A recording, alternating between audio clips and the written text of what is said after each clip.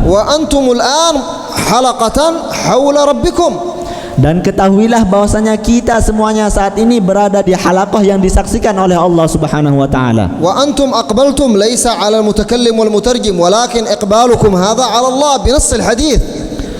Dan yang kita semuanya dengar ini bukan apa yang dikatakan oleh orang yang mengatakan atau yang menerjemahkan akan, tetapi yang kita dengarkan saat ini semuanya ialah tentang Allah dan dari Rasulullah sallallahu alaihi wasallam. Fa fi sahih al-Bukhari an Anas bin Malik qala kunna halaqatan fil masjid 'inda an-nabiy sallallahu alaihi wasallam. Maka dikatakan di dalam Sahih Bukhari, Sayyidina Anas bin Malik mengatakan bahwasanya kita berada di masjidnya Rasulullah sallallahu alaihi wasallam, berada di halaqah seperti ini. فأحدهم الأول دخل 3 نفر على حلقة النبي صلى الله عليه وسلم. Kemudian masuklah 3 orang ke dalam majlis yang kita saat ini sedang berada seperti ini bersama Rasulullah sallallahu alaihi wasallam. Datanglah 3 orang. الأول وجد فرجة في المجلس فجلس فيها. Orang yang pertama datang, ia dapati ada kosong di depan, maka dia langsung duduk mengisi kekosongan tersebut. والثاني استحيا وجلس آخر المجلس. Yang kedua dia agak malu-malu sedikit, maka dia duduk di belakang tempatnya duduk nih. والثالث نظر إلى الحلقة وأعرض عنهم. Kalau yang ketiga nih dia cuma melihat saja dengan pandangan seperti ini, kemudian dia balik. والنبي صلى الله عليه وسلم عندما أكمل حديثه قال للصحابة كما في البخاري ألا أنبئكم عن خبر الثلاثة النفر. Kemudian Rasulullah sallallahu alaihi wasallam ketika telah keluar selesai ini mengatakan kepada para sahabat radhiyallahu taala anhum, maukah kalian para sahabat aku kabarkan kepada kalian, aku beritahukan tentang mereka datang yang tadi itu? أما أحدهم الذي وجد فرجة في المجلس أقبل على الله لم يقل أقبل على مجلسنا أقبل على الله فأقبل الله عليه. Maka Rasulullah sallallahu alaihi wasallam mengatakan, orang yang datang pertama tadi dikatakan di dalam hadis Rasulullah sallallahu alaihi wasallam mengatakan ia menerima panggilannya Allah. Tidak pernah Rasulullah mengatakan, tidak dikatakan bahwasanya ia menerima panggilan pengajian, enggak. Akan tetapi orang yang hadir ke sini, ya Rasulullah mengatakan kepadanya dia menerima panggilannya Allah Subhanahu wa taala, maka Allah menerimanya. Wa amma tsani fastahiya Allah minhu. Adapun yang kedua dia malu-malu untuk menjawab panggilannya Allah, maka Allah pun malu-malu untuk memberikannya. Ay annahu lam yahrimu min al-ajr. Dia tidak diharamkan, dia mendapatkan, tapi sekadar malunya. Wa amma tsalits a'rada qala an majlisi 'an al-halaqah qala a'rada 'anillah fa a'rada Allah 'anhu. Kemudian beliau memberikan pelajaran kepada kita, hendaknya lebih besok kalau kita dengarkan ada pengajian, ada pengumuman ini dan itu, beliau mengatakan orang yang kalau dengar pengajian ada ini dan itu, ketika dia enggan, dia bukan tidak menerima panggilan pengajian yang diumumkan di masjid. Rasulullah mengatakan a'rada bukan terhadap pengajian, dia tidak menerima bukan terhadap pengajian, tapi Rasulullah mengatakan dia tidak menerima panggilannya Allah, maka Allah tidak menerimanya. Bismillahirrahmanirrahim.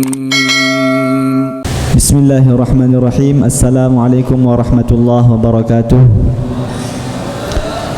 Bismillah walhamdulillah wassalatu wassalamu ala rasulillah, amma ba'du. Yang pertama, beliau titip salam terhadap jamaah perempuan. Beliau mengatakan bahwasanya Rasulullah sallallahu alaihi wasallam beliau menceritakan tentang Sayyidah Fatimah radhiyallahu taala anha yang mengatakan bahwasanya ketika beliau ditanya apa yang terbaik untuk wanita, maka jawabannya Sayyidah Fatimah radhiyallahu taala anha ialah yang terbaik untuk wanita ialah dia tidak melihat lelaki dan dia tidak dilihat oleh lelaki. Maka berdasarkan dengan apa yang Sayyidah Fatimah radhiyallahu taala anha katakan tadi, maka beliau meminta untuk ditutup penutupnya supaya mengamalkan, kurang lebih seperti nikah. Dan yang kedua, perkenalan tentang beliau nikah seperti yang sudah dikenalkan oleh Ustadz Hasan beberapa detik sebelumnya, bahwasanya nama beliau ialah Al-Habib Al-Syarif Al-Sayyid Abdul Qadir bin Muhammad bin Ibrahim Al-Qudaimi Al-Hasani. Beliau dari jalur Sayyidina Hasan Al-Husaini. Kemudian beliau Asy'ariyyu masyraban wa tariqah. Beliau berasal dari daerah Zabid di utara Yaman, kotanya ilmu dan ulama, kotanya ulama-ulama besar di dalam dunia Islam, kotanya pengarang Maulid Ad-Dibai, kalau kita pernah dengarkan ya yang namanya Maulid Ad-Dibai. Sekilas tentang beliau, kemudian tidak memperpanjang kalam, tidak memperpanjang kata, insyaallah yang pertama kita tawajuhkan hati, kita luruskan niat, niatkan yang terbaik yang kita niatkan, yang bisa untuk kita niatkan di majelis-majelis seperti ini, dan agar kita mendapatkan keberkahan dari beliau, kita simak dengan seksama dengan adab, khusyuk dan hudur di hadapan beliau. Untuk lebih lanjutnya kita minta kepada beliau untuk langsung menyampaikan.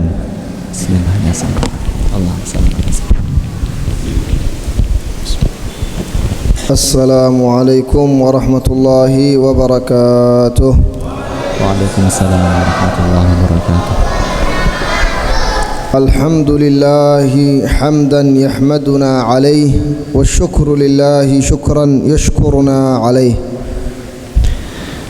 وأشهد أن لا إله إلا الله وحده لا شريك له وأشهد أن سيدنا محمدا عبد الله ورسوله اللهم صل وسلم وبارك وكرم على سيدنا ومولانا محمد حبيبك المحبوب ومحبيه كما يرضيك ويرضيه وحببنا إليك وإليه وزدنا اللهم محبة فيك وفيه. Beliau memulai tausiah beliau dengan mengucapkan pujian, yang beliau menerangkan dengan pujian yang kita memuji Allah Subhanahu wa taala, Allah pun memuji kita yang memujinya, dan kita mengucapkan syukur yang dengan syukur kita Allah mensyukuri apa yang kita syukuri itu. Kemudian beliau bersyahadat dan bersalawat kepada Rasulullah sallallahu alaihi wasallam dengan doa yang berada di dalam salawat, semoga dengan salawat itu menjadikan kita lebih dekat, lebih dicintai oleh Allah dan Rasulnya, dan mendoakan agar kita mendapatkan kecintaan dari Rasulullah sallallahu alaihi wasallam. Amma ba'du, al-hadirin wal-hadirat min al-aba' wal-ummahat wal-abna' wal-akhawat, ahlan wa sahlan wa marhaban bikum fi hadhihi as-sa'ah التي نتواصى فيها بالحق وبالصبر وهو طريق النجاة من الهلاك والخسر. Kemudian beliau menganjutkan dengan mengucapkan selamat datang kepada seluruh hadirin, bapak-bapak, ibu-ibu dan semua yang hadir. Beliau mengatakan kita bersyukur telah hadir di majelis yang dimana di sini kita saling mengingatkan tentang kebaikan dan dengan sabar, dan itulah jalan yang terbaik yang kita tuju menuju Allah Subhanahu wa taala. وعلينا أن نعرف لماذا اجتمعنا في هذه الساحة وفي هذه الساعة حتى ندرك عملنا وندرك الأجر. Dan hendaklah bagi kita untuk senantiasa mengetahui kenapa kita berkumpul di tempat di detik ini agar kita mendapatkan pahala. فإننا لم نجتمع في هذه الساعة إلا لإحياء هذا الوقت المبارك بالتناصح وذكر الله وعقد حلقة العلم. Beliau mengatakan bahwasanya tidaklah kita berkumpul di detik ini, di waktu ini, kecuali tidak lain untuk menghidupkan waktu ini dengan zikir kepada Allah Subhanahu wa taala, dan dengan menghidupkan majelis-majelis ilmu, dan dengan saling menyampaikan, saling berwasiat, saling mengingatkan terhadap Allah Subhanahu wa taala. Waqad qala al-Imam Asy-Syafi'i la majlisu ilmin wahid khairun min ibadati 60 sanah. Beliau mengatakan, mengutip perkataan Imam Syafi'i yang berkata bahwasanya satu majelis perkumpulan di mana orang-orang menuntut ilmu di dalamnya itu lebih baik daripada ibadah 60 tahun. Wa jaa fi Musnad Ibn Asakir an Katsir ibn Qais qala kuntu jalisan fi masjid Dimashq ma'a Abi Darda radhiyallahu ta'ala anhuma fa aqbala rajulun min al-Madinah yas'alu an Abi Darda حتى وصل إليه فقال له أبو الدرداء ما الذي جاء بك؟ قال جئتك من المدينة لأسألك عن حديث بلغني أنه عندك حفظته ووعيته من رسول الله. Kemudian Beliau mengatakan, disebutkan di dalam musnadnya Imam Ibnu Asakir dari Sayyidina Kathir ibni Qais bahwasanya beliau mengatakan, suatu ketika aku duduk bersama Sayyidina Abu Darda di masjid di Damaskus. Kemudian beliau mengatakan bahwasanya kemudian ada terlihat orang yang sedang menuju kepada kami ke masjid itu. Kemudian ketika sampai ke depannya Sayyidina Abu Darda mengatakan, apa yang menuntunmu untuk datang kepadaku? Maka orang itu kemudian mengatakan bahwasanya aku telah mendengar bahwasanya ada suatu hadis yang dimana engkaulah yang menghafalnya dan mengetahui tentang hadis itu, maka aku datang ke sini dari Madinah ke Damaskus untuk mendengarkan dan mempelajari tentang hadis itu. فقال له أبو الدرداء لم تأتي إلا لهذا الشيء لم تأتي لحاجة أخرى من تجارة أو زيارة لأحد كنت تتجر معه قال لم آتي إلا لأخذ الحديث فقط. Kemudian Sayyidina Abu Darda berkata kepada pemuda dari Madinah tadi, apakah benar engkau ke sini hanya untuk mempelajari, mendengarkan hadis itu, tidak untuk niat lain, entah itu berdagang atau apapun ke sini, apakah benar? Kemudian sang lelaki mengatakan, ialah benar bahwasanya tujuanku, niatku dari Madinah sampai Damaskus ini hanyalah untuk mempelajari dan mendengar tentang hadis itu. Faqala lahu Abu Darda abshir fa inni sami'tu Rasulullah sallallahu alaihi wasallam yaqul man salaka tariqan yaltamisu fihi ilman sahhalallahu lahu bihi tariqan ilal jannah. Maka Sayyidina Abu Darda ketika mendengar jawaban lelaki tadi mengatakan, kabar gembira bagimu wahai lelaki, karena sesungguhnya aku telah mendengar Rasulullah sallallahu alaihi wasallam bersabda bahwasanya siapa-siapa yang datang mencari berjalan untuk menuntut ilmu, maka Allah akan memudahkan baginya jalan untuk menuju surganya. Wa qala Sayyiduna Umar bin Al-Khattab radhiyallahu taala anhu, "Law lam yakun الفائدة من مجالس الذكر إلا النظر إلى وجه من مجالس العلم إلا النظر إلى وجه العالم لكان ذلك كافيا لكل ذي عقل." Kemudian berkata Sayyidina Umar ibnul Khattab mengatakan bahwasanya seandainya aku tidak mengetahui pahala di dalam menuntut ilmu, di dalam duduk di dalam majelis ilmu, kecuali bahwasanya yang ia dapatkan hanya duduk memandang orang alim yang mengajar di sana, maka itu ialah cukup baginya tanpa ia dijanjikan apapun selain itu. Wa qala radhiyallahu ta'ala anhu, innar rajula la yakhruju min darihi muthqalan bidhunub fayahdhuru majlis al-ilmi fayariqqa qalbuhu wa ya'zimu 'ala at-taubah fawalladhi nafsu ابن الخطاب بيده فيعود إلى بيته وليس عليه من الذنوب شيء.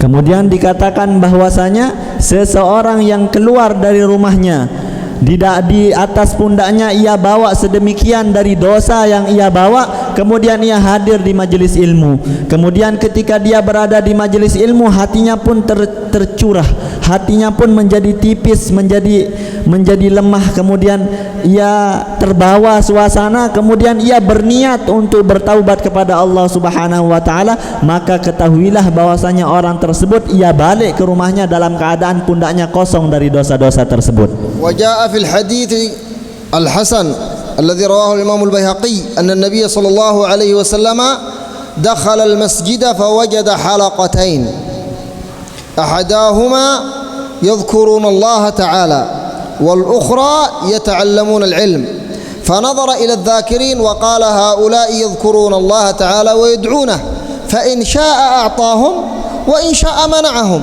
وهؤلاء يتعلمون العلم فيعملون به ويعلمونه للجاهل ثم وأنا إنما بعثت معلما فهؤلاء أفضل وجلس مع أهل العلم. Kemudian diriwayatkan dari Sayyidina Hasan di dalam riwayat Imam Baihaqi mengatakan bahwasanya suatu ketika Rasulullah sallallahu alaihi wasallam masuk ke dalam masjid, kemudian mendapati dua halaqah, yang sebelah hanya berzikir kepada Allah Subhanahu wa taala, kemudian yang sebelah mempelajari tentang ilmu. Kemudian Rasulullah sallallahu alaihi wasallam mengatakan kepada orang yang berzikir kepada Allah, mereka berzikir kepada Allah, meminta, memohon, berdoa kepada Allah, dan itu ialah baik. Kemudian Rasulullah sallallahu alaihi wasallam memandang kepada orang yang hadir di majlis seperti ini, di majlis ilmu ini, Rasulullah sallallahu alaihi wasallam mengatakan, ini majlis di mana orang yang tidak tahu menjadi tahu, dan aku sesungguhnya diutus oleh Allah Subhanahu wa taala sebagai seorang pengajar. Maka dikatakan oleh Rasulullah sallallahu alaihi wasallam, ialah majlis ilmu lebih afdal daripada majlis zikir. ومن رحمة الله سبحانه وتعالى بكم أن جعلكم تجمعون بين مجالس الذكر ومجالس العلم. Dan termasuk dari rahmat Allah Subhanahu wa taala kepada kita semuanya, bahwasanya saat ini Allah Subhanahu wa taala menghadirkan kita di dalam dua majlis itu bergabung sekaligus antara majlis ilmu dan majlis zikir. فهذه نعمة كبيرة أن تجمعوا بين الشريعة بمجالس الذكر وبالوصول بمجالس العلم والفقه وبالوصول إلى الحقيقة بمجالس الذكر. Dan ini ialah majlis yang baik, majlis yang penuh keberkahan, karena di sini digabungkan bahwasanya yang pertama majlis ilmu, yang kedua majlis ilmu dan syariah, mempelajari ilmu-ilmu syariat, yang kedua majlis zikir yang dengan zikir itu akan sampai kepada haqiqah. وقد قال الإمام مالك بن أنس إمام دار الهجرة: من تفقه ولم يتصوف فقد تفسق، ومن تصوف ولم يتفقه فقد تزندق، ومن جمع بينهما أي بين الفقه والتصوف فقد تحقق. Kemudian berkata Imam Malik bin Anas, imamnya ulama Madinah, mengatakan bahwasanya siapa-siapa yang menuntut ilmu tapi dia tidak bertasawuf, maka dia ditakutkan akan menjadi orang yang fasik. Kemudian barang siapa yang menuntut ilmu yang bertasawuf akan tetapi dia tanpa ilmu, maka dikhawatirkan dia menjadi orang zindik, kafir zindik. Kemudian barang siapa yang menggabungkan di antara keduanya, ia belajar ilmu syariat dan ia mempelajari tentang ilmu tasawuf, maka itu ialah yang terbaik baginya. وعلينا أيها الأحباب أن نعرف ما هو المقصد من مجالس العلم ومن مجالس الذكر، ما هو المقصد الحقيقي في كل هذه الأشياء. Kemudian beliau mengatakan bahwasanya hendaklah sekarang untuk kita sama-sama mencari tahu apa tujuan asli hakikatnya kita untuk mempelajari ilmu ini. Awalan irda Allah Subhanahu wa taala. Yang pertama yang harus kita niatkan ialah untuk mendapatkan ridhanya Allah Subhanahu wa taala. Fa inna ridwan Allah Subhanahu wa taala huwa akbarul maqasid wa akbarul ghayat. Karena ridhanya Allah Subhanahu wa taala ialah tujuan terbaik dan tujuan yang terindah. Wa qad jaa fil hadits anna Allah Subhanahu wa taala yatajalla ala ahli al-jannah fayaqulu lahum ama raditum wa hal raditum bima a'taytukum fayaquluna kayfa la narda ya rabb wa qad najjaytana minan nar wa adkhaltana al-jannah. Kemudian disebutkan di dalam hadis bahwasanya Allah Subhanahu wa taala bertanya kepada penduduk syurga, apakah kalian telah ridha dengan apa yang aku berikan? Kemudian penduduk syurga menjawab, tentu, bagaimana kami tidak ridha sedangkan engkau telah meloloskan kami dari api neraka. Fayaqulu u'tikum ma huwa afdalu min dhalik fayaquluna ya rabb wa ma huwa afdalu min dhalik abahta lana na'imal jannah kamilan. Kemudian Allah Subhanahu wa taala, aku akan memberikan kalian apa yang lebih daripada apa yang telah aku berikan kepada kalian. Kemudian penduduk surga menjawab, apa yang lebih daripada apa yang telah engkau berikan kepada kami? Engkau telah berikan kepada begitu banyak luasnya nikmat surga ini. Fayaquluna wa ma huwa a'zamu min dhalika ya rabbi. Maka mereka mengatakan, apa yang lebih indah, yang lebih mulia, yang lebih agung daripada apa yang telah engkau berikan kepada kami saat ini, wahai Tuhan kami. Fayaqulu Allah Ta'ala lahum uhillu alaikum ridwani fala askhatu alaikum ba'dahu abada. Maka nikmat yang lebih daripada itu semuanya ialah aku berikan kepada kalian, aku jatuhkan kepada kalian keridhaanku terhadap kalian, maka tidak ada kecacatan di dalam diri kalian selamanya. Wa hatta nanal hadha ar-ridha ayyuha al-ahbab alaina an na'isha hayatan yardaha Allah wa rasuluh. Kemudian kata beliau, supaya kita ini semuanya mendapatkan ridhanya Allah Subhanahu wa taala ialah satu-satunya dengan cara kita hidup di bawah kehidupan yang diridhai oleh Allah Subhanahu wa taala. ومن كان يطمع في رضوان الله تعالى وفي نيل رضاه فلا يفعل ما لا يرضاه الله. Dan barang siapa yang di dalam hatinya menginginkan ridhonya Allah Subhanahu wa taala, maka janganlah terlintas di dalam hatinya itu untuk melakukan apapun yang tidak diridhai oleh Allah Subhanahu wa taala. ويحرص على عمارة أوقاته بالطاعات. Dan hendaklah ia untuk mengisi semua waktunya kalau dia bisa dengan ketaatan. ويجتهد في العبادة ولا يكسل. Dan dia hadapi dan dia berusaha untuk selalu beribadah kepada Allah Subhanahu wa taala dan janganlah malas. ويفرغ نفسه لطاعة الله وخدمة شرع الله. Dan dia isi waktunya dengan ketaatan kepada Allah Subhanahu wa taala dan mempelajari tentang ketaatan kepada Allah Subhanahu wa taala. ويهتم بإصلاح قلبه. Dan yang paling penting ia pentingkan ialah apa?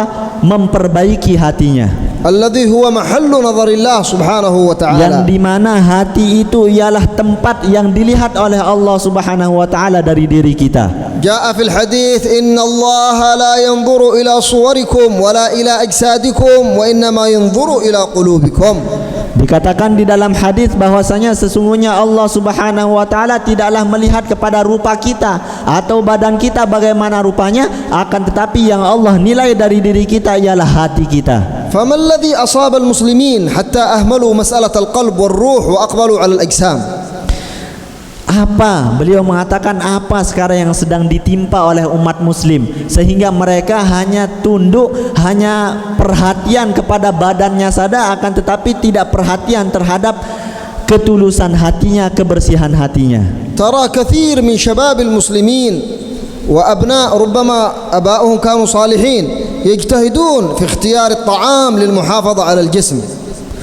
Kita lihat, kata beliau, banyak kita dapati dari semua umat muslim, bahkan terkadang ayah-ayah mereka itu kalau di dalam rizki mencarinya itu sangat teliti.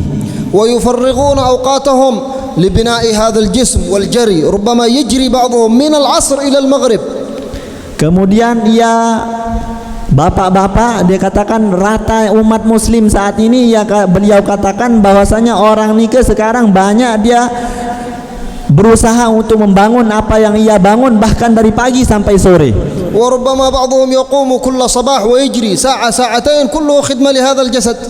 Kadang ada yang karena dia pingin sehat dia lari dari pagi, dia usahakan lari pagi-pagi karena dia ingin badannya ini sehat. ويسافر من بلاد إلى بلاد ويبحث عن الآلات التي تقوي الجسم وتبني العضلات ويشتريها بالمبالغ ويبذل الجهد في ذلك. Kemudian ia rela untuk pergi dari sini ke sini dan ke sana hanya untuk membeli alat fitness yang untuk itu menyehatkan badan. وإذا أتينا إلى واقع الدين والأعمال الصالحة من الذي بذل ومن الذي اجتهد؟ Tapi sekarang kalau kita bercermin, kalau kita pengen lihat kepada amal-amal soleh, kepada orang sholat sunnah, kepada orang yang berbuat taat, siapa yang berusaha sedemikian rupa di dalam hal itu? لأن الملتزم بالطاعة عقله سليم وقلبه سليم وجسمه سليم. Dikatakan oleh beliau bahwasanya orang yang mujtahid, yang tetap, yang istiqomah di dalam amal ketaatan, hatinya bersih, pikirannya bersih, badannya pun ikut sehat. وأما الذي يهتم بالغذاء وبالقوة وببناء الجسم فهو فاسد إذا لم يهتم بالدين. Akan tetapi orang itu kalau dia hanya memperhatikan dirinya, kesehatannya, zahirnya saja, maka ketahuilah bahwasanya dia itu ialah rusak kalau dia tidak peduli terhadap perkara agama. لأن النبي صلى الله عليه وسلم يقول ألا إن في الجسد مضغة إذا صلحت صلح الجسد كله وإذا فسدت فسد الجسد كله ألا وهي القلب. Kemudian beliau mengingatkan kita bahwasanya ingatlah sabda Rasul sallallahu alaihi wasallam, ketahuilah bahwasanya di dalam diri ini ada satu daging yang dimana kalau daging itu baik maka seluruh daging ini akan menjadi baik, seluruh tubuh ini akan menjadi baik. Kalau daging yang itu buruk keadaannya maka seluruh badan, seluruh daging di dalam diri kita ini buruk. Ketahuilah sabda Rasul sallallahu alaihi wasallam bahwasanya itu ialah hati. فكل من كان يريد الصحة في الجسم ويريد الطمأنينة ويريد الراحة فعليه بطاعة الله تعالى. Sekarang barang siapa yang ingin badannya itu sehat, hatinya itu tenang, pikirannya itu bersih, tidak lain jalannya ialah hanya dengan taat kepada Allah Subhanahu wa taala. لأن القوة الحقيقية ليست هي في بناء الجسم. Karena kekuatan yang hakiki, orang kuat itu bukan orang yang rupanya saja kuat. وليست في بناء العضلات. Bukan hanya yang zahirnya saja yang kelihatan yang dia bina. ولكن مجال القوة الحقيقية في الروح وفي الجسم وهو في القلب. Akan tetapi kekuatan yang hakiki ialah pada ruh dan hati, yang dimana itu ialah hati. ومن الدول التي اشتهرت ببناء الروح والقلب وواجهت الأعداء بلد إندونيسيا. Dan termasuk dari negara yang terkenal hatinya itu kuat, pembinaan, pembangunan terhadap ruh dan masalah hatinya itu kuat, yang terkenal itu termasuk ialah negara kita, negara Indonesia. وكم ظهرت لهم من كرامات أيام الغزو الهولندي بحركات الروح وبقوة القلب والإيمان، كم هزموا الأعداء. Dan bagaimana beliau mengingatkan kita dari apa yang telah kita dengar dari kakek nenek moyang kita, itu semuanya melawan penjajahan, semuanya itu ialah berkat kekuatan hati-hati mereka. ربما بعض الصالحين أسقط العدو وما يحمل من معدات بإشارة أو بنظرة. Bahkan beliau mengatakan bahwasanya beberapa orang soleh itu menjatuhkan musuh-musuh Allah, menjatuhkan orang-orang musuhnya hanya dengan mengisyaratkan jarinya seperti ini saja. لأن القوة عندما تكون في الروح يحصل التأثير. Karena kekuatan itu ketika dia berada di ruh kita, maka akan ada hasil yang kelihatan. وأما إذا كان الواحد يبني جسده من دون الاعتناء بالروح فهو جبان. Akan tetapi kalau orang itu hanya yang ia bina, yang ia tata hanyalah rupanya saja, badannya saja, ia sehat, maka sesungguhnya dia itu orang sakit. حتى وإن كان قوي الجسم ويملك السلاح. Walaupun dia itu badannya itu memang terlihat sehat dan dia memegang pedang. ولكن المؤمن قوي بالله. Akan tetapi ketahuilah bahwasanya seorang mukmin yang hakiki kekuatannya itu ada di dalam kedekatannya terhadap Allah. فعلينا أن ندرك نصيبنا من العناية بالأرواح وبالقلوب. Maka hendaklah sekarang kita mulai memperhatikan ruh kita, perkara batin kita, perkara hati kita, apakah sudah baik atau belum. وبماذا تكون العناية بالقلب وبالروح؟ بماذا نعتني به؟ Kemudian beliau mengatakan sekarang bagaimana cara kita memperhatikan, memperbaiki perkara hati ini. يكون بذكر الله سبحانه وتعالى. Tidak lain ialah dengan berzikir kepada Allah Subhanahu wa taala. فانظر إلى قول النبي صلى الله عليه وسلم: مثل الذي يذكر ربه والذي لا يذكر ربه مثل الحي والميت. Kemudian beliau mengajak kita untuk sama-sama berfikir merenungi sabda Rasul sallallahu alaihi wasallam. Rasulullah sallallahu alaihi wasallam bersabda, perbedaan orang yang berzikir dan tidak ialah seperti orang yang hidup dan mati. فالذكر من أهم الأشياء التي تستقيم بها حياة الإنسان ويصلح بها قلبه. Maka beliau mengatakan bahwasanya yang namanya zikir ini ialah sesuatu yang paling penting, yang dengan hal itu hati kita menjadi lurus, bersih dan sehat. وخصوصا حلقات الذكر في جماعة. Dikhususkan kata beliau kalau ada halaqah zikir yang orang-orang di sana berzikir secara bersamaan jamaah. كقراءة الأوراد الورد العام أو الورد اللطيف، كل واحد يقرأ بما هو في طريقته. الاجتماع على ذلك هو مما يصفي القلوب. Seperti membaca aurat-aurat seperti wirdul latif atau wiridnya Imam Hadid, tergantung dari mana kita mengambil wirid-wirid itu, kita baca berjamaah, maka itu akan menguatkan hati kita. لأنه أسرع الذكر مع الجماعة أسرع في التأثير. Karena kalau berzikir secara berjamaah itu lebih masuk ke hati. ولا تلتفتوا إلى من يرى أن ذلك بدعة أو أنه لا يجوز. Kemudian kita jangan melihat, jangan risih, jangan peduli terhadap mereka yang mengatakan zikir berjamaah itu bid'ah ini dan itu. Jangan pedulikan, kata beliau. لأن من ينكر حلقة الذكر في جماعة جاهل بالقرآن الكريم بكل معاني الكلمة. Karena orang kalau ada yang mengingkari hukum kebolehannya zikir secara berjamaah bersama itu, ketahuilah bahwasanya orang itu ialah orang yang bodoh. يكفي آية واحدة فقط في القرآن الكريم فيها أمر من الله ليس للإنسان. العاقل فيها أمر للأحجار حتى للجمادات بالذكر. Kalau kita ingin meneliti, kita ingin melihat, kata beliau, satu ayat cukup untuk kita berdalil bagaimana dalil kita berzikir secara berjamaah. Bahkan di dalam ayat ini bukan hanya perintah zikir untuk kita, perintah zikir terhadap barang-barang mati sekalipun kita dapati di ayat ini. وليس أمر بأن تذكر الله وحدها، لا، أمر بأن تقيم حلقة ذكر جماعة مع نبي من الأنبياء. Dan di dalam ayat ini kata beliau bukan hanya perintah untuk kamu berzikir sendirian, enggak, tapi berzikir berjamaah bareng-bareng, hidupi. يقول الله تعالى ولقد آتينا داود منا فضلا. ايش بعدها؟ يا جبال. الله ينادي، ليس يا رجال بل يا جبال أوبي معه، اذكر الله معه. Allah. Jadi beliau ini dalilnya ini cuma satu. Di ayat ini kita bukan hanya manusia yang bahkan benda mati dikatakan kita dalilkan dengan ini, kata beliau. Allah Subhanahu wa taala berfirman walaqad atayna Dauda minna fadla, dan telah kita berikan kenikmatan kelebihan terhadap Nabi Allah Daud. Allah kemudian mengatakan di ayat setelahnya ya jibalu. Allah tidak mengatakan wahai manusia-manusia, enggak. Allah katakan wahai gunung-gunung, ikutlah dengan Nabi Daud berzikir. Maka kalau gunung saja, apalagi kita, kata beliau.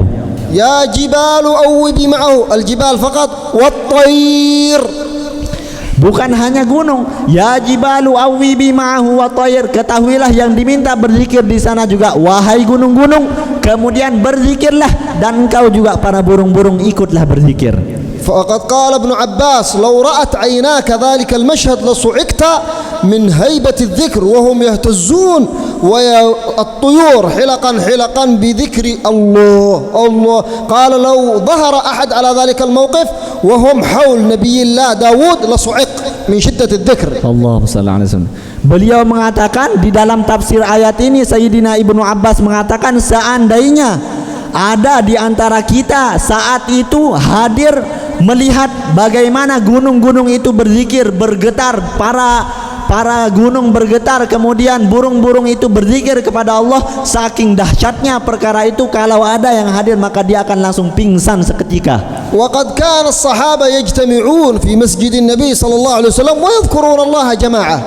Dan ialah para sahabat, beliau katakan para sahabat itu sesungguhnya berkumpul, mengumpulkan, membuat halaqah zikir di masjid seperti masjid ini, di masjidnya Rasul sallallahu alaihi wasallam, menghidupkan zikir secara berjamaah. ففي صحيح الإمام مسلم وكذلك في رواية الإمام البيهقي أن النبي صلى الله عليه وسلم اطلع على أصحابه في المسجد فوجدهم حلقة يذكرون الله تعالى. Kemudian didapati di dalam sahihnya Imam Muslim bahwasanya Rasulullah sallallahu alaihi wasallam suatu ketika naik ke masjid beliau, kemudian beliau mendapati bahwasanya para sahabatnya sedang membuat majelis zikir. Di sana ada satu majelis, di sana ada satu majelis, di sana kemudian mereka semuanya berzikir kepada Allah Subhanahu wa taala. Fa aqbala alaihim wa qala lahum ma ajlasakum limadha jalastum. Kemudian Rasulullah sallallahu alaihi wasallam datang mendekati mereka dengan adab senyumannya, mengatakan apa sebabnya kalian berzikir ini? Apa alasannya, kata Rasul sallallahu alaihi wasallam? Qalu jalasna nadhkurullah. Mereka mengatakan kita duduk seperti yang kau lihat wahai Rasulullah, kita berzikir kepada Allah. Wa nahmadullah ala ni'matil Islam. Kami berzikir seperti ini dan memuji Allah Subhanahu wa taala sebab kami telah diberikan agama Islam oleh Allah Subhanahu wa taala. Wa nahmadullah ala ma manna bika alaina. Kemudian para sahabat mengatakan bahwasanya dan termasuk dari sebab yang dimana kami berzikir memuji Allah ialah kami memuji Allah, bersyukur atas nikmatnya Allah yang berupa engkau berada di antara kita wahai Rasulullah sallallahu alaihi wasallam. Faqala lahum an-nabiy sallallahu alaihi wasallam Allah ay qulu wallah ma ajlasakum illa hadha. Kemudian Rasulullah sallallahu alaihi wasallam mengatakan kepada sahabat Allah, yang artinya katakan benar, katakan bersumpahlah demi Allah bahwasanya kalian tidak duduk di sini kecuali sebab hal yang tadi. Qalu Allah wallahi ma jalasna illa li hadha. Mereka para sahabat mengatakan demi Allah sesungguhnya kami duduk hanya dengan apa yang kami katakan kepada engkau tadi. Faqala lahum sallallahu alaihi wasallam ama anni lam astahlifkum ittihaman lakum bi annakum jalastum li ghairi hadha, la ولكنه أتاني جبريل وأنا في البيت وقال لي يا محمد أدرك حلقة من أصحابك يذكرون الله تعالى في المسجد يباهي الله بهم الملائكة. Allahumma salli alaihi wasallam. Kemudian Rasulullah sallallahu alaihi wasallam menjelaskan kepada para sahabatnya bahwasanya Rasulullah mengatakan meminta, sesungguhnya aku meminta kepada kalian bersumpah itu ialah bukan aku menuduh kalian, bukan aku tidak percaya kepada kalian, kata Rasul sallallahu alaihi wasallam, akan tetapi karena ketika tadi aku di rumah aku didatangi oleh Jibril alaihi salam mengatakan kepadaku, datanglah engkau wahai Muhammad kepada halaqah zikir para sahabatmu dan kabarkan kepada mereka bahwasanya Allah Subhanahu wa taala sedang membanggakan mereka di antara para malaikat-malaikatnya. Idzan faidatu majlisina hadza wa thamaratuh huwa an yubahi Allah taala binal malaikah. Maka kalau kita perhatikan, kalau kita renungkan sama-sama, termasuk dari faedah majelis kita berada di sini ialah kita saat ini sedang dibanggakan oleh Allah Subhanahu wa taala di antara para malaikat. Wal insan yajidu fi halaqat adh-dhikri wa majalis al-ilm ma la yajidu fi ibadatihi tula umrih. Kemudian ketahuilah, kata beliau, bahwasanya seorang manusia itu mendapatkan kelezatan, kenikmatan di dalam ia duduk hadir di majelis seperti ini, kelezatan yang ia tidak dapati di dalam ibadah selain majelis zikir ini, majelis ilmu ini. Li'annakumul an antum fi dhiyafatillah. Karena sekarang ketahuilah bahwasanya kita semuanya ini berada di dalam ruang tamunya Allah Subhanahu wa taala. Wa antumul an halaqatan haula rabbikum. Dan ketahuilah bahwasanya kita semuanya saat ini berada di halaqah yang disaksikan oleh Allah Subhanahu wa taala. Wa antum aqbaltum laysa 'ala al-mutakallim wal mutarjim walakin iqbalukum hadha 'ala Allah bi nass al-hadits. Dan yang kita semuanya dengar ini bukan apa yang dikatakan oleh orang yang mengatakan atau yang menerjemahkan, akan tetapi yang kita dengarkan saat ini semuanya ialah tentang Allah dan dari Rasulullah sallallahu alaihi wasallam. Fa fi sahih al-Bukhari an Anas bin Malik qala kunna halaqatan fil masjid 'inda an-nabiy sallallahu alaihi wasallam. Maka dikatakan di dalam Sahih Bukhari, Sayyidina Anas bin Malik mengatakan bahwasanya kita berada di masjidnya Rasulullah sallallahu alaihi wasallam, berada di halaqah seperti ini. فأحدهم الأول دخل 3 نفر على حلقة النبي صلى الله عليه وسلم. Kemudian masuklah 3 orang ke dalam majelis yang kita saat ini sedang berada seperti ini bersama Rasulullah sallallahu alaihi wasallam. Datanglah 3 orang. الأول وجد فرجة في المجلس فجلس فيها. Orang yang pertama datang, ia dapati ada kosong di depan, maka dia langsung duduk mengisi kekosongan tersebut. والثاني استحيا وجلس آخر المجلس. Yang kedua dia agak malu-malu sedikit, maka dia duduk di belakang tempatnya duduk nih. والثالث نظر إلى الحلقة وأعرض عنهم. Kalau yang ketiga nih dia cuma melihat saja dengan pandangan seperti ini, kemudian dia balik. والنبي صلى الله عليه وسلم عندما أكمل حديثه قال للصحابة كما في البخاري ألا أنبئكم عن خبر الثلاثة النفر. Kemudian Rasulullah sallallahu alaihi wasallam ketika telah keluar selesai ini mengatakan kepada para sahabat radhiyallahu taala anhum, maukah kalian para sahabat aku kabarkan kepada kalian, aku beritahukan tentang mereka datang yang tadi itu? أما أحدهم الذي وجد فرجة في المجلس أقبل على الله لم يقل أقبل على مجلسنا aqbala 'ala Allah fa aqbala Allahu 'alaihi. Maka Rasulullah sallallahu alaihi wasallam mengatakan, orang yang datang pertama tadi dikatakan di dalam hadis Rasulullah sallallahu alaihi wasallam mengatakan ia menerima panggilannya Allah. Tidak pernah Rasulullah mengatakan, tidak dikatakan bahwasanya ia menerima panggilan pengajian, enggak. Akan tetapi orang yang hadir ke sini, ya Rasulullah mengatakan kepadanya dia menerima panggilannya Allah Subhanahu wa taala, maka Allah menerimanya. Wa amma tsani fastahya fastahya Allah minhu. Adapun yang kedua dia malu-malu untuk menjawab panggilannya Allah, maka Allah pun malu-malu untuk memberikannya. Ay annahu lam yahrimu min al-ajr. Dia tidak diharamkan, dia mendapatkan tapi sekadar malunya. Wa amma tsalits a'rada qala an majlisi 'anil halaqah qala a'rada 'anillah fa a'rada Allahu 'anhu. Kemudian beliau memberikan pelajaran kepada kita, hendaknya lebih besok kalau kita dengarkan ada pengajian, ada pengumuman ini dan itu, beliau mengatakan orang yang kalau dengar pengajian ada ini dan itu, ketika dia enggan, dia bukan tidak menerima panggilan pengajian yang diumumkan di masjid.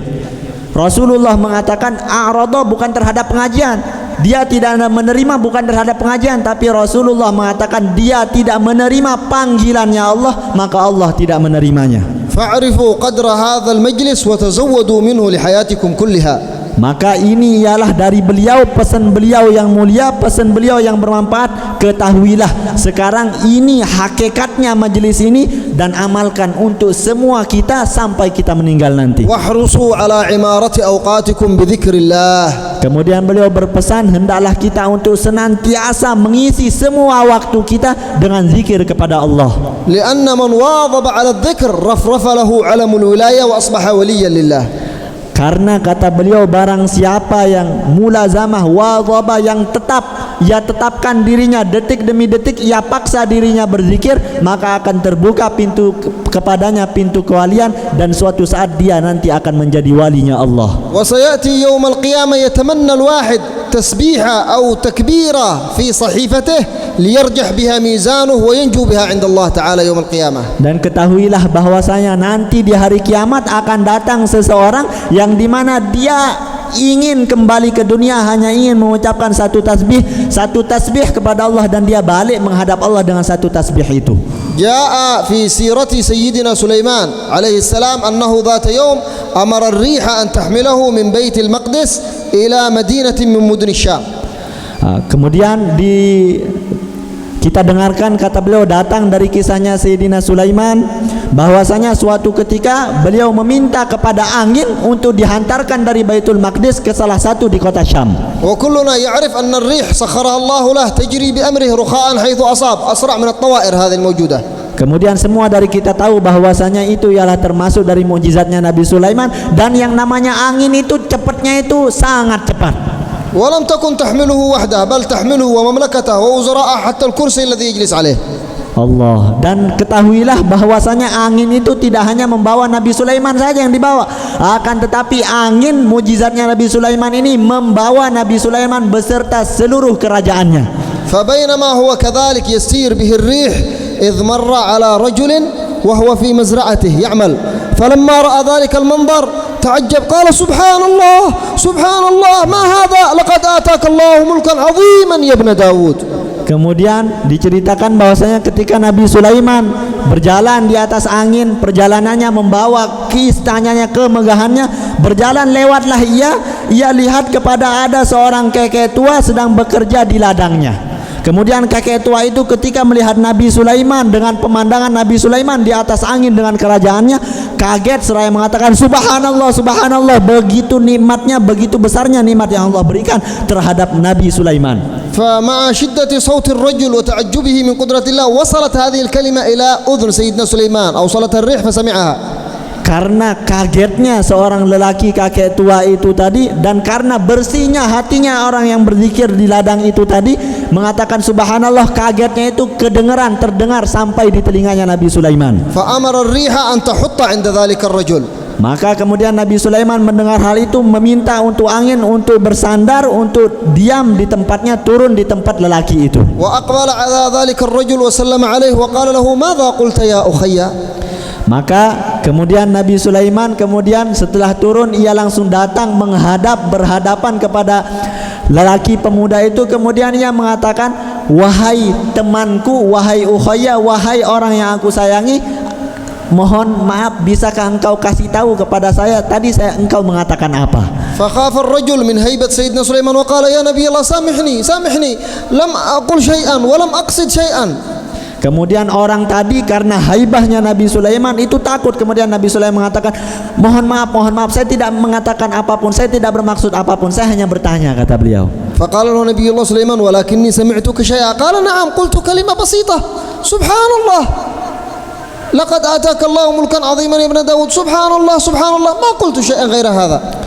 Kemudian Nabi Sulaiman mengatakan apa itu? Kemudian pemuda tadi mengatakan, iya tadi saya hanya mengatakan kalimat kecil, kalimat yang simple saja.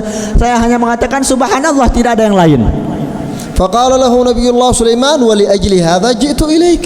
Kemudian Nabi Sulaiman mengatakan, ketahuilah saya datang karena engkau mengucapkan kalimat itu. اعلم يا هذا يقول له نبي الله سليمان أن كلمة سبحان الله أعظم من ملك سليمان وأضعاف ملك سليمان. Allah.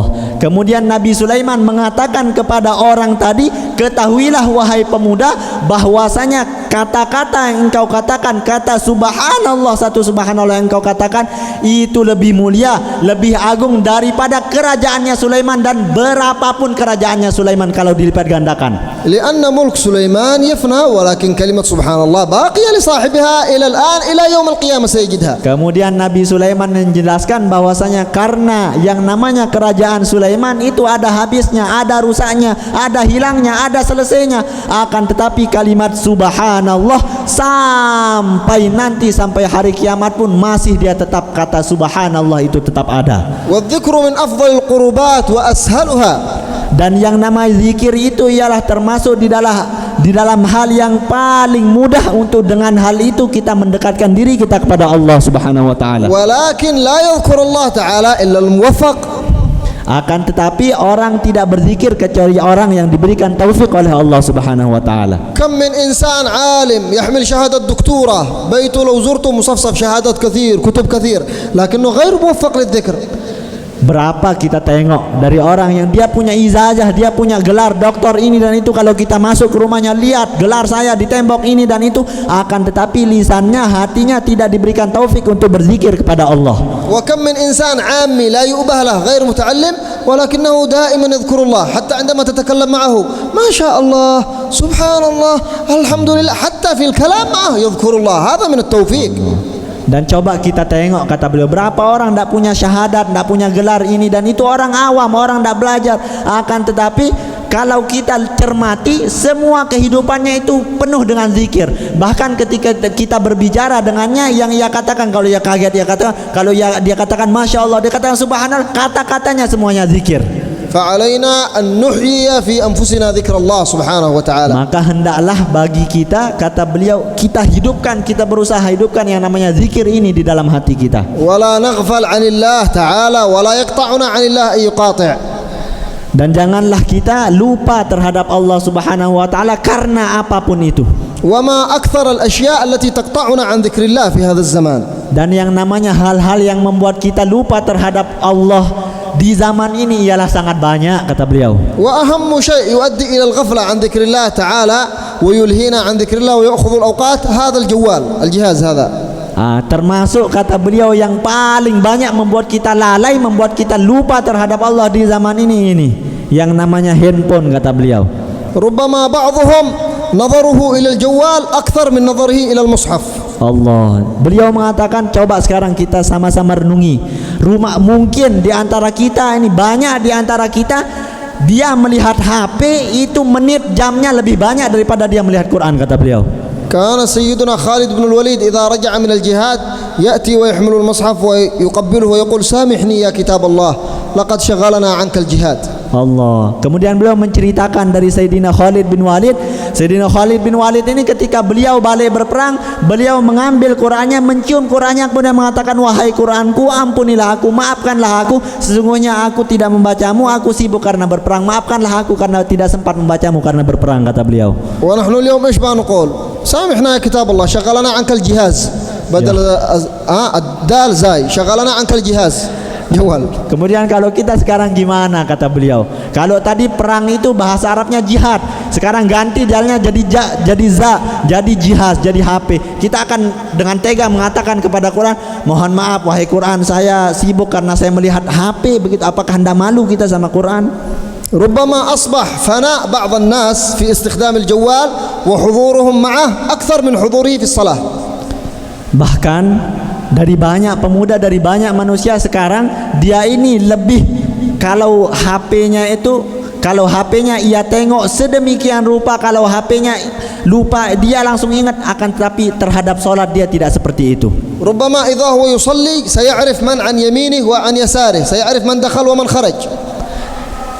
Kalau kita tengok, kalau kita renungkan, kata beliau, ada orang sekarang kalau dia sholat dia tahu siapa di kanannya, siapa sebelah kiri kanannya, dia tahu. ولكن إذا كان مع الجوال لا يدري بمن دخل البيت بمن خرج بمن جاء جنبه ما يدري خلاص فناء كامل. Akan tetapi Kalau tadi kalau sholat dia tahu ini kiri kanan, dia tahu oh kiri tadi ini datang masbuk ini dan ini. Tapi kalau pegang HP jangankan kiri kanannya, orang masuk orang apapun dia tidak tahu, dia tidak hiraukan begitu. ربما لو تكلم معها البعض ما يسمع ماذا يقول. بعدين ايش تقول؟ ما يدري ايش تقول. Bahkan sampai kepada kalau ada orang pegang HP, orang ngomong ke dia tidak dengar, dia tidak perhatikan. Nanti kalau tadi kamu bilang apa, dikatakan seperti itu.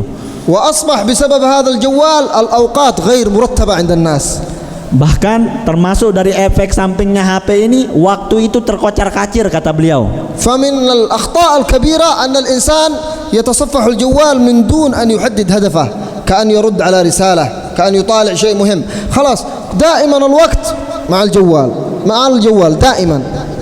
Termasuk dari kesalahan besar orang itu terlalu sibuk dengan HP-nya, terlalu merasa sibuk, saya harus balas pesan ini, saya harus ini dan itu. Pokoknya HP saja. Ini termasuk dari hal yang sangat membuat manusia lupa terhadap Allah Subhanahu wa taala. حتى تسبب هذا الجوال في الحرمان من حقوق الناس بعضهم البعض. النبي صلى الله عليه وسلم يقول وإن لجليسك عليك حق، فتجد بعضهم عندما يجتمعون ربما لا يتكلمون كل واحد مع الجوال. Bahkan sampai di antara apa yang disebabkan oleh HP ini, orang tidak memberikan hak terhadap yang lainnya. Ketahuilah bahwasanya Rasulullah sallallahu alaihi wasallam dan terhadap orang yang duduk di depanmu, duduk bersamamu, mereka mempunyai hak atas dirimu, atas waktumu. Akan tetapi orang kalau sudah pegang HP sekarang, kata beliau, orang duduk di samping kiri kanannya, orang ngomong beliau tidak dengarkan. والنبي صلى الله عليه وسلم أهديت إليه بعض الهدايا من اليمن وكان من ضمنها خاتم جميل، فلبسه النبي صلى الله عليه وسلم وخرج إلى أصحابه وكان يتأمل وينظر إليه وإلى جماله، ففجأة يقوم من المجلس ويدخل ويخلع ذلك الخاتم، فتعجب الصحابة قال شغلني عنكم نظرة إليه ونظرة إليكم. Allah. Dan beliau menceritakan bahwasanya suatu ketika Rasulullah sallallahu alaihi wasallam mengatakan beliau ini Rasulullah sallallahu alaihi wasallam diberikan hadiah dari Yaman. Termasuk dari hadiah yang diberikan itu ialah cincin, dan cincin itu sangat indah sampai-sampai Rasulullah sallallahu alaihi wasallam memperhatikan cincin itu seperti ini. Bukan lama, hanya beberapa detik kemudian saat itu Rasulullah sallallahu alaihi wasallam langsung berdiri ke mimbar kemudian melepaskan cincin itu. Para sahabat kaget, kemudian Rasulullah sallallahu alaihi wasallam mengatakan, ini cincin ini membuat saya lupa tentang hak saya kepada kalian, yang dimana saya harus memperhatikan kalian para sahabatku. وربما تسبب هذا الجوال في حصول حقوق الوالدين في البيوت. Bahkan termasuk HP ini sekarang ia sebabkan apa? Ia sebabkan seorang anak durhaka kepada orang tuanya ketika orang anak itu berada di rumah. فتجد الولد أو البنت مع الجوال وأبوه وأمه في البيت بحاجته يناديه تعال اخدمني انفع شوية لا يبالي بكلام أبيه ولا أمه وهو يدخل في العقوق ويتعرض لغضب الله وهو لا يبالي. Dan kita dapati sekarang di rumah-rumah, di kebanyakan rumahnya orang muslim, beliau katakan bahwasanya sekarang anak kecil, anak siapapun itu, berapapun umurnya, kalau dia sudah main HP, ibu bapaknya memanggil tolong belikan ini itu, memanggil, dia katakan bareh julu, dia katakan seperti itu. Kemudian ketahuilah kata beliau bahwasanya ini di dalam syarat ialah termasuk di dalam durhaka terhadap orang tua. وربما تسبب في إهمال بعض النساء لأبنائهن. Maka itu dari segi anak kata beliau. Bahkan dari segi orang tua menelantarkan anaknya karena HP juga kata beliau. فتجد المرأة تلهو عن الطفل لا تدري أين يذهب، ربما ذهب إلى الحمام تلطخ بالنجاسة، ربما يذهب إلى المطبخ يكسر شيء يخرب شيء وهي لا تبالي، بعدين إيش هذا وهي مع الجوال لا تدري أين ذهب الطفل. Kemudian termasuk dari lalainya orang tua. Kalau tadi dari segi anak, kalau sekarang orang tua bukan hanya anak, kadang orang tua kalau dia sudah main HP, anak kecilnya ngampang toto lain dan tahu, tidak ditahu kata beliau apakah anaknya sudah masuk ke hamam, kena najasa, pegang ini dan itu. Tapi nanti kalau anaknya sudah ngerusakin sesuatu baru dia ngomeh kata beliau. وأصبح الجوال هذا يجعل كثير من الناس يعيشون في خيال في وهم. Dan juga HP ini membuat orang banyak ngayal, banyak tidak jelas gini gak. فضلا عن العادات السيئة التي يتعلمونها منه. Belum lagi dari apa yang kita ketahui dari hasil apa-apa yang berada yang buruk yang semua kita sudah mengetahui yang berada sumbernya di HP ini kata beliau. فهو نعمة من الله فلا تجعلوه يؤدي إلى الضرر.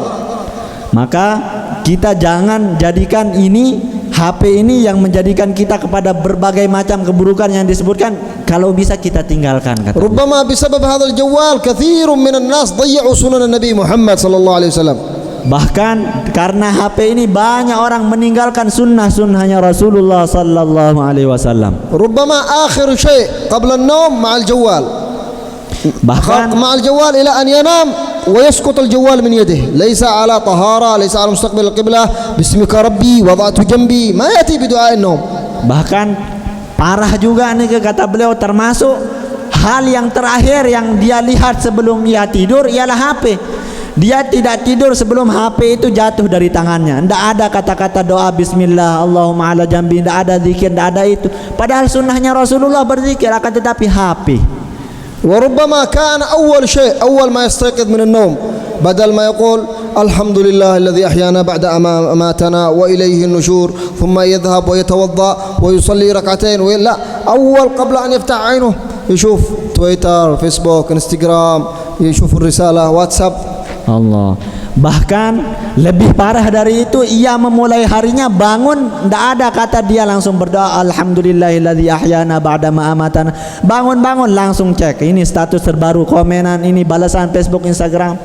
وهذا الكلام إنما جئنا به محبة لكم ونصيحة لكم، لأننا سنجد من يكلمنا عن الشريعة وعن الدين ولكن لا يركزون على هذه المواضيع. Karena dan kita kata beliau, kami Al-Fakir kata beliau, menerangkan tentang ini, membeberkan tentang hari ini ialah karena kecintaan saya kepada kita semua kata beliau. Karena apa, kalau kita nanti pulang dan yang dibicarakan syariat salat ini banyak yang luput dari hal-hal yang semacam ini kata beliau. فإذا أردنا أن نذوق السعادة والطمأنينة ليست في الجوال وليست في اللعب ولكنها في ذكر الله تعالى. Kemudian hendaklah kita sadar, kalau kita mencari kebahagiaan, kalau kita mencari ketenangan, tempatnya bukan di HP kata beliau, tempatnya di zikrullah. Kama yaqul Allah Ta'ala, fa imma ya'tiyannakum minni hudan faman ittaba'a hudaya fala yadhillu wa la yashqa. Maka Allah Subhanahu wa taala berfirman, maka barang siapa yang ikut terhadap petunjukku, maka ia tidak akan berbelok, tidak akan sesat dan tidak akan yashqa, tidak akan celaka. Wa man a'rada an dzikri ايش جزاؤه فإن له معيشة ضنكا. Akan tetapi kata Allah Subhanahu wa taala, barang siapa yang berpaling, ia tinggalkan zikri, mengingatku, ia tinggalkan segala hal yang berkaitan tentangku, maka baginya ialah kehidupan yang sempit. والضنك هو جمع كل أنواع المتاعب، الهم والضيق والغم، كل هذا بسبب الغفلة عن ذكر الله. Dan itu semuanya ialah karena semuanya karena kalau meninggalkan zikir terhadap Allah Subhanahu wa taala, segala ketidaktenangan, segala ini dan itu masuk dalam bangka itu tadi. حتى وإن كان لديه الأموال لكنها لا تجلب له السعادة. حتى وإن كان له المال لا يجلب له المال السعادة. Bahkan walaupun orang itu mempunyai harta, dia belum tentu, tidak akan dia dapatkan yang namanya ketenangan, keindahan, kebahagiaan itu. والسعادة كلها في ذكر الله وفي مجالسة الصالحين. Dan yang namanya kebahagiaan itu kata beliau hanya ada pada yang namanya zikir dan duduk bersama orang-orang saleh. وفي المحافظة على الفرائض التي افترضها الله سبحانه وتعالى علينا. Dan yang namanya kebahagiaan itu ialah ada di dalam kita menjaga hal-hal yang wajib dari 5 waktu dan segala yang diwajibkan oleh Allah Subhanahu wa taala. فعلينا قبل كل شيء أن نعرف أن وظيفتنا هي عبادة الله. Maka sebelum kita mengenali, sebelum kita mengetahui segala sesuatu, hendaklah kita kata beliau untuk menyadari bahwasanya kita hidup di dunia ini ialah untuk beribadah kepada Allah Subhanahu wa taala. حتى إذا كان الشاب لا يجد عمل ويجد نفسه فارغا يقول لنفسه الآن وظيفتي أداء فرائض الله. Maka hendaklah kita untuk sadar sekarang para pemuda, kalau ada yang belum dia mendapatkan kerjaan ini dan itu, dia waktunya kosong, maka ia harus katakan kepada dirinya, sekarang kewajibanku ialah taat kepada Allah. وكثير من الشباب والشابات يفلت للدين ويصبح يبحث عن وظيفة عن عمل، يفكر كيف أنا ما عندي عمل، ضروري أحصل على العمل، يتواصل يبحث عن العمل والعمل الأساسي متروك. Banyak dari pemuda saat ini kata beliau, dia hanya sibuk mencari pekerjaan dia sibuk bagaimana saya harus ini, pendapatan saya harus begini, saya harus ini dan itu, akan tetapi kewajiban yang asli yang dimana itu beribadah ialah kepada Allah Subhanahu wa taala itu tertinggal, dan ia tinggal ialah apa yang belum tentu ia dapatkan. فالله سبحانه وتعالى اختار لنا هذا الدين وأمرنا بالعبادة وضمن لنا سعادة الدنيا والآخرة بهذا الدين. Maka ketahuilah bahwasanya Allah Subhanahu wa taala memilih kita untuk berada di dalam agama ini, kemudian meminta ibadah dan menjamin kebahagiaan itu ada di dalam ibadah itu. فمن أراد صلاح دنياه عليه أن يصلح أمر آخرته.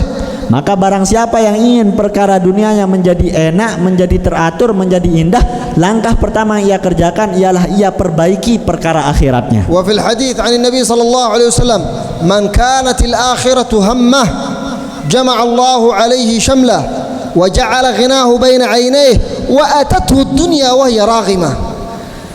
Rasulullah sallallahu alaihi wasallam mengatakan di dalam sebuah hadis, barang siapa yang tujuan utamanya itu ialah akhirat, maka dunia ini akan berada di depan matanya. Allah jadikan kekayaannya itu berada di antara kedua matanya, dan dunia itu akan datang kepadanya walaupun ia dalam keadaan tidak menginginkan dunia itu. ومن كانت الدنيا همه جعل الله فقره بين عينيه وشتت عليه شمله ولم يأته من الدنيا إلا ما كتب له. Dan Rasulullah mengatakan, dan barang siapa yang menjadikan tujuan utamanya, fokus utamanya itu ialah perkara dunia, maka kata Rasul sallallahu alaihi wasallam, Allah akan keraskan kepadanya dunia itu, dan kemiskinan itu akan berada di antara kedua matanya, dan Allah Subhanahu wa taala akan memberikannya dunia itu sedikit bagiannya. Wa fil hadits al-qudusi yaqulu Rabbul Izzah ya ibna Adam خلقتك لعبادتي فلا تلعب وتكفلت لك برزقك فلا تتعب. Maka ketahuilah di dalam hadis qudsi Allah Subhanahu wa taala mengatakan, wahai anak Adam, kita semuanya ini Allah mengatakan, wahai ibnu Adam, ketahuilah bahwasanya aku menciptakanmu untuk beribadah kepadaku, maka janganlah main-main. Kemudian aku telah menjamin kepadamu rizkimu, maka jangan kamu capek-capek. Saya sudah jamin, kata Allah. Naam, al-insan ma'mur bil-kasbi wa bil-ma'ishah, walakin la yudayyi haqq Allah bisabab ad-dunya wa bisabab al-kasbi wal-ma'ishah. Kata beliau, iya benar bahwasanya kita hidup di dunia ini disuruh, diperintahkan untuk mencari pekerjaan, untuk menghidupi ini dan itu. Akan tetapi kata beliau, kita jangan jadikan pekerjaan apapun itu yang berbau duniawi itu jangan kita jadikan itu sampai kita lalai terhadap perkara akhirat kita. Wala yadhunnu al-ba'd anna as-suluk fi tariq ahli Allah wa at-tasawwuf hiya an yatruka al-insan wadhifatahu aw tijaratahu aw 'amalahu. La, hadha amrun khati'. Dan yang namanya ilmu tasawuf itu kata beliau ialah bukan orang itu masuk bertasawuf, mempelajari tasawuf, kemudian ia tinggalkan pekerjaannya, ia tinggalkan keseluruhannya. Tidak, tasawuf tidak seperti itu kata beliau. Bal 'ala al-insan an yahtamma bi sya'ni dinihi wa an yanzur bi 'aini al-insaf fi dunyah. Akan tetapi yang namanya tasawuf itu ialah ia menjadikan fokus utamanya itu ialah terhadap apa yang diperintahkan oleh agamanya, dan dia cari tetap, dia bersifat insaf, dia tetap mencari dunianya itu sekadarnya. Wa qad jaa ahaduhum ila sayyidina Umar washtaka qala lahu akhi جاء إلى أحد الناس في المسجد فقال له أنت دائما في المسجد لماذا لا أراك تعمل ولا تكسب المال؟ فقال سيدنا عمر يقول له من ينفق عليك؟ قال له أخي. Kemudian diceritakan bahwasanya datang kepada Sayyidina Umar radhiyallahu taala anhu, datang kepada seorang pemuda, yang pemuda itu hanya mengatakan, yang pemuda itu hanya beribadah, hanya diam saja di masjid. Kemudian Rasulullah Sayyidina Umar bertanya kepadanya bahwasanya siapa yang memberikan infak terhadapmu, siapa yang memberikanmu makanan? Maka orang tadi mengatakan yang memberikanku ialah saudaraku, katanya. Fadarabahu Sayyidina Umar bis-sut wa qala lahu akhuka khairun mink ukhruj wa'mal waktasib al-mal.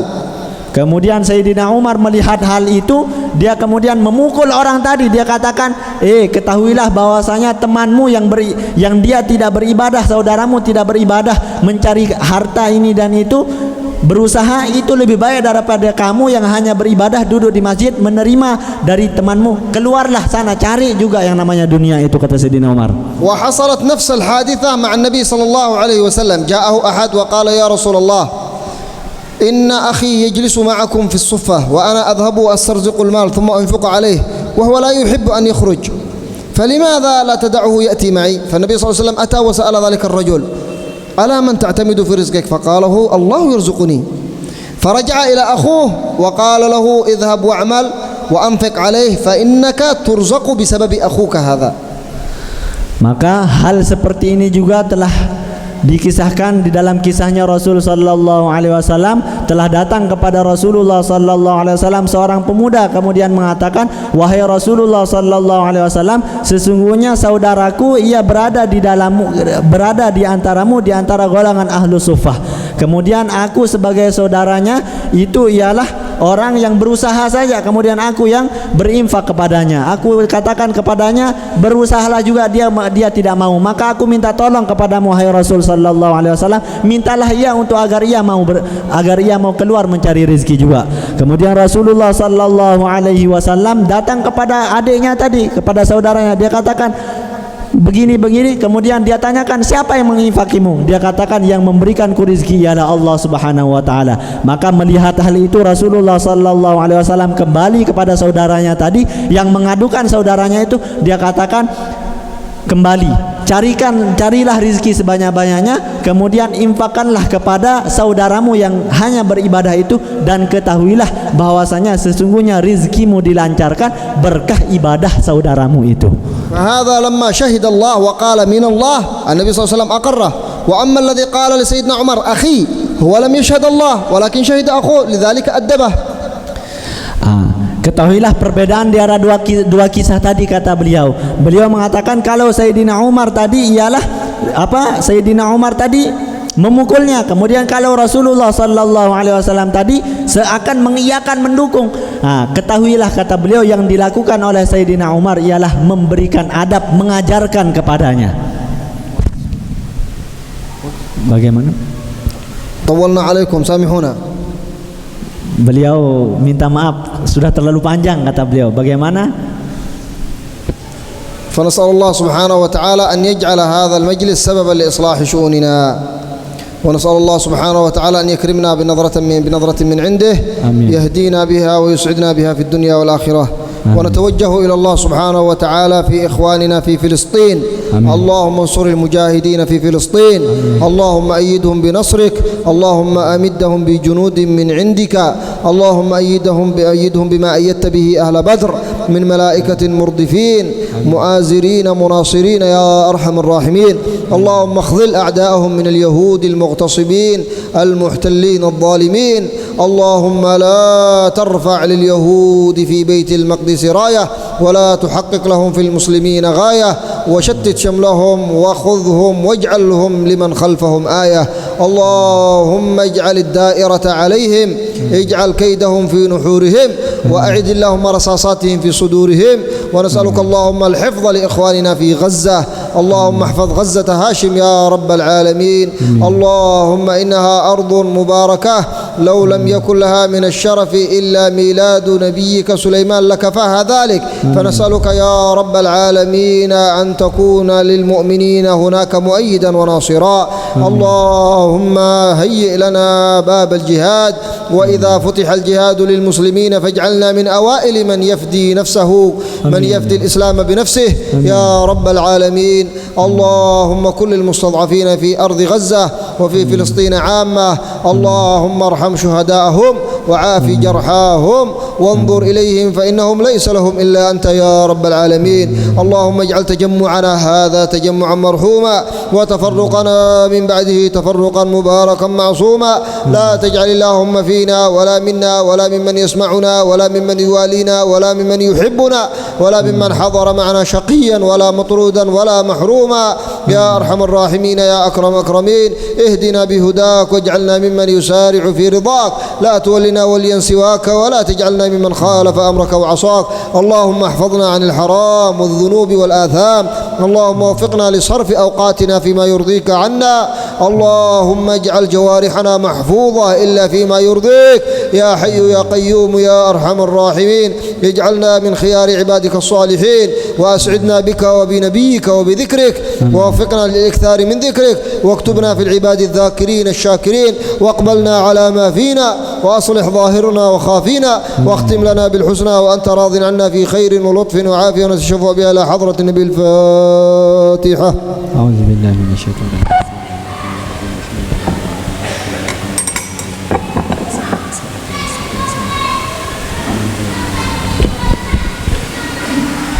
Kemudian permakluman, insyaallah sekarang salat Isya akan diimami oleh beliau dan insyaallah akan dilaksanakan qunut nazilah. Jadi qunut nazilah ini ialah doa qunut yang dikhususkan untuk keadaan-keadaan genting. Kemudian yang tambahkan nahki lahum qissah an qunut nazilah. La, ma yahtaj. Kurang lebih seperti nikah, insyaallah apa sekarang salat Isya akan diimami oleh beliau.